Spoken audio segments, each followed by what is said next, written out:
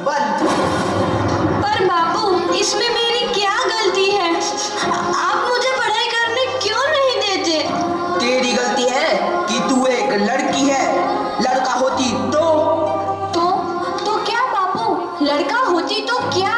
ऐ लड़की, ज्यादा जबान ना चला, नहीं तो जबान हलक से खींचकर बाहर निकाल दूंगा।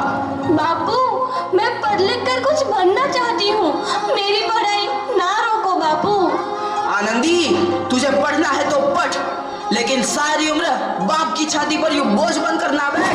पर बापू, अभी तो मेरी उम्र पढ़ाई लिखाई की है, मुझे पढ़ लिख कर डॉक्टर बनना है। पढ़ाई पढ़ाई पढ़ाई, आज तो तेरी इन किताबों का काम तमाम करके ही छोड़ूंगा। ये ले। नहीं बापू, मत फाड़ो बापू। मत छोड़ी। नहीं बापू, नहीं। बापू, ये तुमने क्या किया?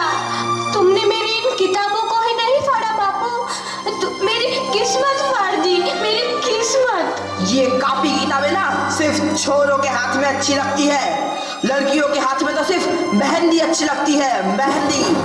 पर बापू, मैं लड़की हूँ तो क्या हुआ? लड़का और लड़की तो हमारी दोनों आंखों के समान होते हैं। चुप कर आनंदी, और यह एहसान मान कि अब तक जिंदा है तू। कहीं बचपन में गला दबाकर मार दिया होता तो यह तेरी बकबक नहीं सुननी पड़ती आज। पर बापू, मुझे चूल्हा जलाना अच्छा ना लगे है। देख छोरी, जितना जल्दी हो तू चूल्हा जलाना सीख ले, उतना ही अच्छा है तेरे लिए। और हाँ, तेरा ब्याह तो होगा, वो भी कल के कल। अबला जीवन है तुम्हारी यही कहानी, आंचल में है दूध और आंखों में है पानी। मुझे माफ कर दे बेटी, तेरे बापू के जिद के आगे मेरी एक न चलेगी। माफ कर दे बेटी, मुझे माफ कर दे। इस प्रकार मात्र 9 वर्ष की छोटी उम्र में आनंदी का विवाह गोपाल राव जोशी से हो गया। बाल विवाह एक सामाजिक कुरीति है और इस कुप्रथा का शिकार होना पड़ा आनंदी को। 5 वर्ष बाद आनंदी 14 साल की हो गई है। उसके घर एक शिशु ने जन्म लिया है। देखते हैं आगे क्या हुआ। देखिए ना, इसे क्या हो गया है? इसका माथा तो अंगार की तरह तप रहा है, इसे तो बहुत तेज बुखार है। आप भी ना कुछ भी बोलते हैं, दीजिए मुझे। माधव, माधव, जल्दी से वैद्य जी को बुला के लाओ। जी, अभी बुला के लाता हूँ। ये तुम क्या कर रही हो आनंदी? भगवान की विभूति लगा रही हूँ। बस करो आनंदी, ये सब अंधविश्वास है।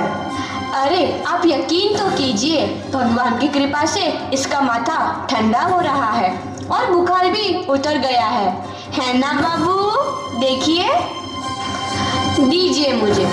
उठो बाबू, आंखें खोलो, तुम्हें तुम्हारी माँ बुला रही है। आंखें खोलो, देखिए ना इसे क्या हो गया है, आंखें भी नहीं खोल रहा। आंखें खोलो बेटा, आप चुप क्यों है? आंखें खोलो बेटा, आंखें खोलो। आनंदी, हमारा बेटा कभी आंखें नहीं खोलेगा। नहीं, ऐसा नहीं हो सकता। मेरे बेटे को मुझसे कोई नहीं छीन सकता, कोई नहीं छीन सकता। पागल मत बनो आनंदी।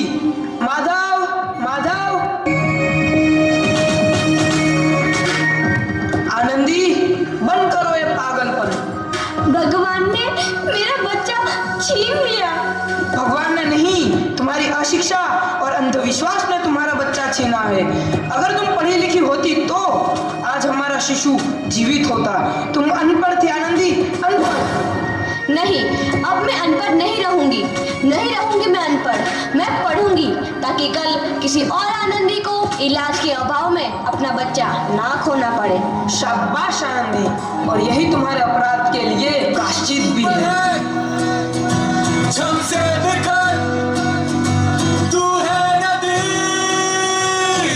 आनंदी, तुम्हारी 12वीं का परिणाम आ गया है। तुमने पूरे कॉलेज में प्रथम स्थान अर्जित किया है। आनंदी, तुम्हारी मेहनत रंग लाई है, तुम्हें शिक्षा वृत्ति मिली है। ये लो तुम्हारे अमेरिका जाने की टिकट। मुझे शिक्षा वृत्ति मिल गई, मैं अमेरिका जा रही हूँ। पर ये सब मैं अकेले कैसे कर पाऊंगी? दी, अपने आप को इतना कमजोर क्यों समझ रही हो? फिर इतना पढ़ने लिखने का क्या फायदा? तुम अभी गवार की गवार नहीं हूं मैं अब गवार।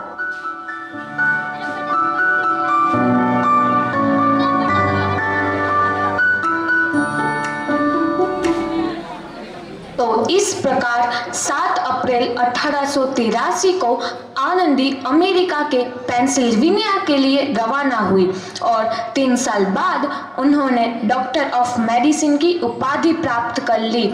इधर आनंदी के पिता की तबीयत बहुत खराब है।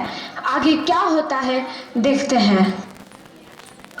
लगता है अब मेरे जाने का समय आ चुका है। अब मैं नहीं बचूंगा। ऐसा मत बोलो। शहर के सिटी हॉस्पिटल में अमेरिका से डिग्री लेकर कोई बड़ा डॉक्टर आया है, एक बार वहां चलकर दिखा लेते हैं। हाँ, सही बोला भैया, कम से कम दिल को तसल्ली तो मिल जाएगी। हाँ हाँ, चलो चलो जल्दी हॉस्पिटल चलते हैं।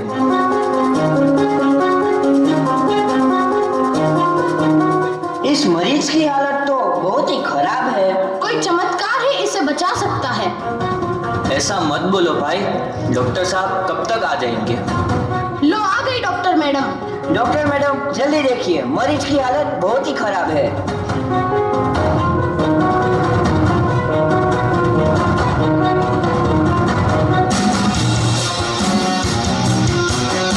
अब आप बिल्कुल ठीक हैं। मौत के मुंह से आपको बचाया है डॉक्टर मैडम ने।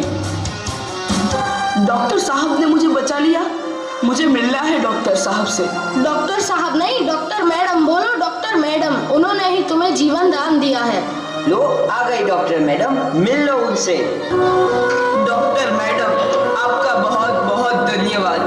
आपने मेरी जान बचाई। इसके बदले में मैं गरीब भला आपको क्या दे सकता हूँ? वचन चाहिए मुझे कि कभी ये नहीं कहोगे कि लड़कियां कुछ नहीं कर सकती। वचन?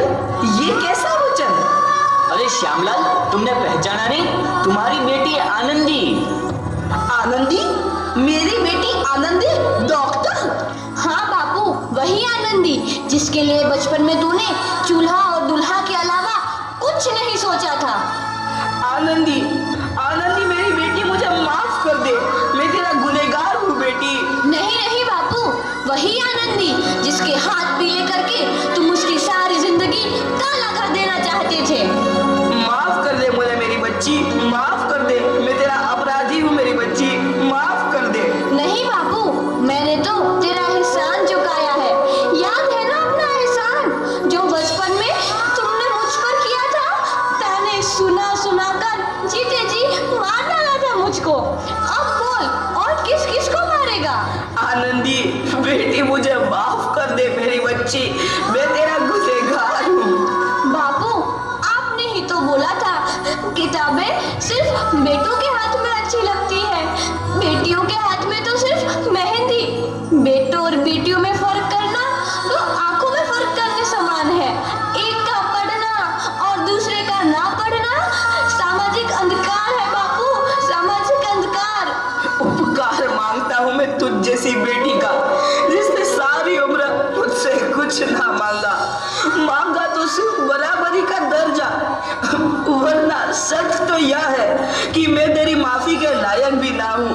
मुझ जैसा बाप तेरी बराबरी कर सके, उसके मैं लायक भी ना हूँ मेरी बेटी, मैं लायक भी ना हूँ। अपने बापू को क्या माफ नहीं करोगी आनंदी? माफ कर दो आनंदी, माफ कर दो। सुबह का भूला यदि शाम को घर लौट आए तो उसे भूला नहीं कहते। बापू। तो इस प्रकार आनंदीबाई जोशी ने अपनी मेहनत और अटूट इरादे से न केवल भारत की पहली महिला डॉक्टर बनी, बल्कि आगे चल के उन लड़कियों के लिए सुनहरा रास्ता दिखा गई जो जीवन में कुछ करना चाहती थीं।